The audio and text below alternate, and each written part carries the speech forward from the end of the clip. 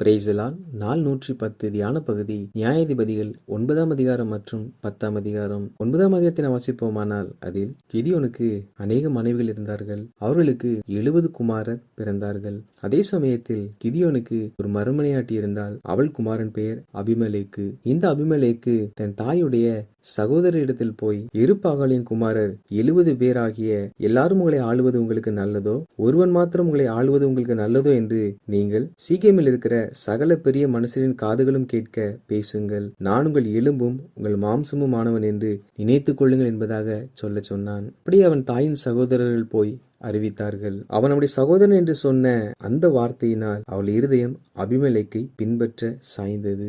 அப்பொழுது அவர்கள் பாகால் கோவிலில் இருந்து 70 வெள்ளிக்காசு எடுத்து அதை அபிமெலேக்குக்கு கொடுத்தார்கள். அபிமெலேக்கு அதை வாங்கி வீணரும் போக்கிரிகளுமான மனுஷரை சேவகத்திலே வைத்தான். அவர்கள் அவனை பின்பற்றினார்கள். இதில் அபிமெலேக்குக்கு தெய்வனிடத்திலிருந்து எந்த ஒரு ஒத்தாசையும் வரவில்லை. அதே சமயத்தில் ஆசாரியர்கள் இவனுக்கு துணையாக வரவில்லை. மாறாக வீணரும் போக்கிரிகள் இவனுக்கு துணையாய் வந்தார்கள். அப்பொழுது அபிமெலேக்கு அவர்களை அழைத்து தன் தகப்பனாகிய யெருபாகால் வீட்டிற்கு சென்று அவருடைய 70 குமாரரையும் ஒரே கல்லின் மேல் அடித்து கொலை செய்தான். அவர்களில் ஒருவனாகிய யோதாம் என்பவன் மாத்திரம் ஒளிந்திருந்தபடியினால் தப்பினான். இதற்கு பிற்பாடு சகல பெரிய மனுஷரும் அபிமெலேக்கை ராஜாவாக்கினார்கள். இந்த காரியங்கள் யோதாமுக்கு அறிவிக்கப்பட்ட பொழுது யோதாம் கெர்சி மலையில் உச்சியில் ஏறி நின்று உரத்த சத்தமிட்டு, சீகேமின் பெரிய மனுஷரே, அதாவது விருட்சங்கள் தங்களுக்கு ஒரு ராஜாவை ஏற்படுத்தும்படி விரும்பினார்கள். அப்பொழுது அவர்கள் ஒலிவ மரத்தை பார்த்து ராஜாவை இருக்கும்படி சொல்லுகிறார்கள். ஒலிவ மரமோ என் கொழுமையை விட்டு நான் மரங்களை அரசால போவேனோ என்று அதை தவிர்த்தது. அத்திமரத்தை அழைத்தார்கள்.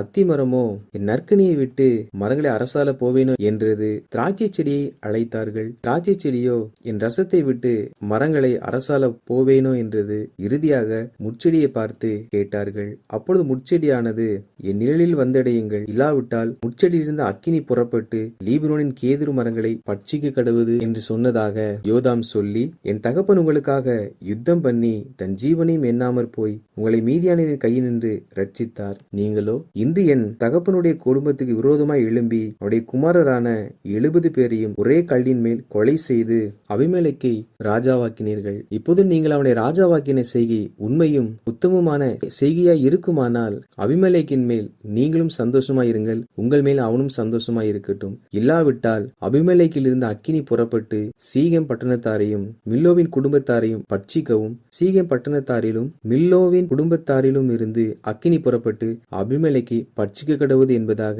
யோதாம் சாப வார்த்தைகளை கூறினான். அபிமெலேக்கு இஸ்ரவேலை 3 வருஷம் அரசாண்ட பின்பு அபிமெலேக்குக்கும் சீகேமின் பெரிய மனுஷருக்கும் நடுவே பொல்லாப்பு உண்டாக்கும் ஆவியை தேவன் வரப்பண்ணினார். அதாவது அபிமெலேக்கு 3 வருட காலமளவும் இஸ்ரவேலை ஆட்சி செய்தான். அவைகளுக்கு பிற்பாடு அபிமெலேக்குக்கும் சீகேமின் மனிதருக்கும் நடுவில் ஒரு பிரிவினை உண்டாகிறது. காரணம், பிரிவினை ஆவியை தேவன் அனுப்பினாராம். ஏன் அனுப்பினார் என்றால் யோதாம் இட்ட சாபம் வந்து பலித்தது. சம்பவித்த காரியம் என்னவென்றால், சீகேமின் பெரிய மனுஷர் அபிமெலேக்குக்கு விரோதமாய் ரெண்டகம் பண்ணினார்கள். அவர்களில் காகால் என்பவன், அபிமெலேக்கு யார், நாம் அவனை சேவிக்க வேண்டியது என்ன என்பதாக சொல்லி ஜனங்களை கூட்டி தனக்கு எதிராக யுத்தத்திற்கு வரும்படி அபிமெலேக்கிடத்தில் சொல்லி அனுப்புகிறான். இவர்கள் அபிமெலேக்கு கேள்விப்பட்ட பொழுது அவன் தன் படையை அழைத்து காகாலுக்கு எதிராக வருகிறான். காகாலோ வருவதை பார்த்து பயந்தாலும் வேறு வழியின்றி அபிமெலேக்கோடு யுத்தம் பண்ணுகிறான். ஆனாலும் அந்த யுத்தத்தில் காகால் ஜெயிக்க முடியாமல் அபிமெலேக்கு முன்பாக தோல்வியடைய நேரிட்டது. இதற்கு பிற்பாடு அபிமெலேக்கு வயலுக்கு போன ஜனங்களை கொலை செய்து அந்த பட்டணத்தை தனதாக்கி கொண்டான். அதை சீகேம் துர்க்கத்து மனுஷர் எல்லாரும் கேட்ட பொழுது அவர்கள் தேரி தேவனுடைய கோயில் அரணுக்குள் பிரவேசித்தார்கள். அபிமெலேக்கோ அதை கேள்விப்பட்ட பொழுது அந்த அரணை சுட்டரித்து போட்டான். இது நிமித்தமாக ஏறக்குறைய 1000 பேராகிய புருஷரும் ஸ்திரீகளும் அந்த நாளில் செத்தார்கள். பின்பு அபிமெலேக்கு தேபோசுக்கு போய் அதற்கு விரோதமாய் பாளையம் இறங்கி அதை பிடித்தான். அந்த பட்டணத்தின் நடுவே பலத்த துருகம் இருந்தது. அந்த ஜனங்கள் துருகத்தின் மேல் ஏறினார்கள். அபிமெலேக்கு அந்த துருகத்தின் கதவை சுட்டரிக்கும்படி வந்தான். அப்பொழுது ஒரு ஸ்திரீ ஒரு எந்திரக்கல்லின் துண்டை அபிமெலேக்குடைய தலையின் மேல் போட்டால் அவன் மண்டை உடைந்தது. ஸ்திரீயினை கொன்றால் என்ற பேரு வரக்கூடாது என்று சொல்லி அவன் தன் ஆயுததாரியான வேலைக்காரனை கூப்பிட்டு, என்னை கொண்டு போடு என்று சொல்ல அவன் இவனை குத்தினான். இவன் செத்து போனான். அபிமெலேக்கு செத்து போனதை கண்டவுடன் எல்லா இஸ்ரவேல் ஜனங்களும் தங்கள் தங்கள் இல்லத்திற்கு சென்று விட்டார்கள். அபிமெலேக்கு தன் தகப்பன் குமாரராகிய 70 பேரை ஒரே கல்லின் மேல் அடித்து கொலை செய்தான். இது நிமித்தம் யோதாம் சபித்தான். அந்த சாபம் அபிமெலேக் மேல் வந்து பலித்தது. இவனும் தலை உடைக்கப்பட்டு மரணத்தை சந்தித்தான்.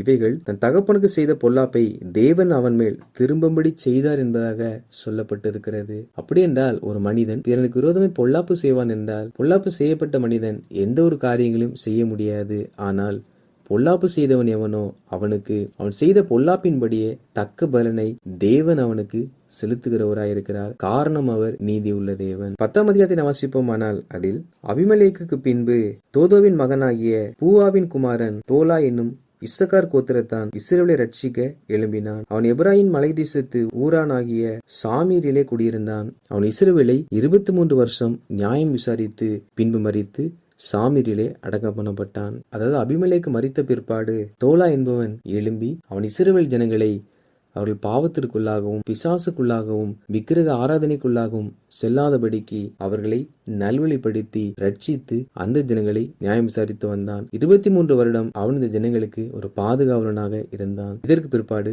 அவன் மரித்தான். அவனுக்கு பின்பு கீலேயாத்தியனான யாவீர் எழும்பி இஸ்ரவேலை 22 வருஷம் நியாயம் விசாரித்தான். யாவீர் மரித்து காமூனிலே அடக்கம் பண்ணப்பட்டான். இஸ்ரவேல் புத்திரர் மறுபடியும் கர்த்தரின் பார்வைக்கு பொல்லாப்பானதை செய்து கர்த்தரை சேவியாமல் அவரை விட்டு போய் பாகால்களையும் அஸ்தரோத்தையும் சீரியாவின் தேவர்களையும் சீதோனியரின் தேவர்களையும் மோவாபின் தேவர்களையும் அம்மோன் புத்திரரின் தேவர்களையும் பெலிஸ்தரின் தேவர்களையும் சேவித்தார்கள். அப்பொழுது கர்த்தர் இஸ்ரவேல் மேல் கோபம் உண்டு அவர்களை பெலிஸ்தர் கையிலும் அம்மோன் புத்திரர் கையிலும் விற்று போட்டார். நியாயாதிபதிகள் இருக்கும் நாட்கள் வரையிலும் இஸ்ரவேல் புத்திரர் கர்த்தரின் பார்வைக்கு செமையானதை செய்வார்கள். நியாயாதிபதி மரித்து அவர்கள் மேல் ஆள்கை செய்கிற மனிதர்கள் இல்லாவிட்டால் அவர்கள் மறுபடியும் அந்நிய தேவர்களையும் விக்கிரகங்களையும் நாடி கர்த்தருக்கு விரோதமாக செயல்பட ஆரம்பிப்பார்கள். அவர்கள் மறுபடியும் அந்நிய தேவனை பின்பற்றினது நிமித்தமாக கர்த்தர் அவர்களை பெலிஸ்தர் அம்மோன் புத்திரர் கையில் ஒப்பு கொடுத்தார். அவர்கள் அந்த வருஷம் முதற்கொண்டு 18 வருஷமாய் யோர்தானுக்கு அப்பாலே கீலேயாத்தில் உள்ள எமோரியரின் தேசத்தில் இருக்கிற இஸ்ரவேல் புத்திரரை எல்லாம் நெருக்கி ஒடுக்கினார்கள். அவர்கள் கர்த்தரிட்டு விலகினபடியினால் 18 வருஷ காலமளவும் நெருக்கத்தையும் ஒடுக்கத்தையும் சந்தித்தார்கள். அம்மோன் புத்திரர் யூதாவின் மேலும் பென்யமின் மேலும் எப்ராயிம் குடும்பத்தார் மேலும் யுத்தம் பண்ண யோர்தானை கடந்து வந்தார்கள். இஸ்ரவேலர் மிகவும் நெருக்கப்பட்டார்கள். அப்பொழுது இஸ்ரவேல் புத்திரர் கர்த்தரை நோக்கி முறையிட்டு, உமக்கு விரோதமாய் பாவம் செய்தோம், நாங்கள் எங்கள் தேவனை விட்டு பாகால்களை சேவித்தோம் என்றார்கள். இஸ்ரவேல் ஜனங்கள் நெருக்கத்தையும் ஒடுக்கத்தையும் சந்திக்கும் பொழுதே அவர்கள் மெய்யான தேவனை மறந்ததையும் விக்கிரகத்தை வணங்கினதையும் ஒப்புக்கொண்டு மன்றாடி ஜெபிக்கிறார்கள். அப்பொழுது கர்த்தர் இஸ்ரவேல் புத்திரரை நோக்கி, எகிப்தியரும் எமோரியரும் அம்மோன் புத்திரரும் பெலிஸ்தியரும் சீதோனியரும் அமலேக்கியரும் மாகோனியரும் உங்களை ஒடுக்கும் சமயங்களில் நீங்கள் என்னை நோக்கி முறையிட்ட போது நான் உங்களை அவர்கள் கைக்கு நீங்களாக்கி ரட்சிக்கவில்லையா? அப்படி இருந்தும் நீங்கள் என்னை விட்டு அந்நிய தேவர்களை சேவித்தீர்கள். ஆகையால் இனி உங்களை ரட்சியேன். நீங்கள் போய் உங்களுக்காக தெரிந்து கொண்ட தேவர்களை நோக்கி முறையிடுங்கள்,